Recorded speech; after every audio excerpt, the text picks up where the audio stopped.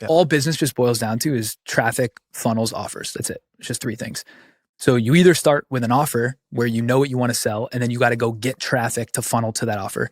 Or you don't know what you want to sell, which is very common, and you start with traffic and you're just like, I want to figure out content and I'll figure out the offer later. That's the path I took.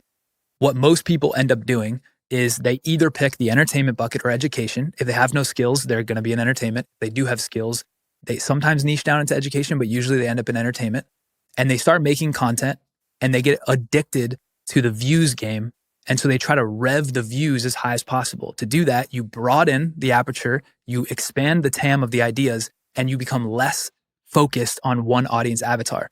What happens then is you're like, okay, I'm making 5, 10, 15, 30, 50K a month, whatever, like, varying degrees. But you realize there's a cap, and you realize that is going to decay over time as the competition in the niche rises and as AI content comes out. So you're like, I need to build an offer, service, or product that I can sell to this, that I own, that I can sell to my audience.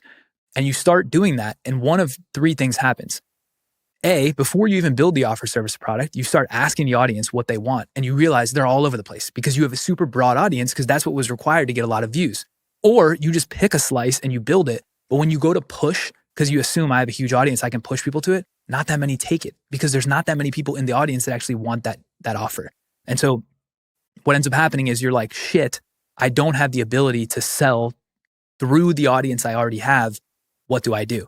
And one of 2 things can happen at that point. You either stick and just keep playing the media game, which is what a lot of people do, or you have to rebuild a second audience from scratch, narrow, using the offer that you want to sell.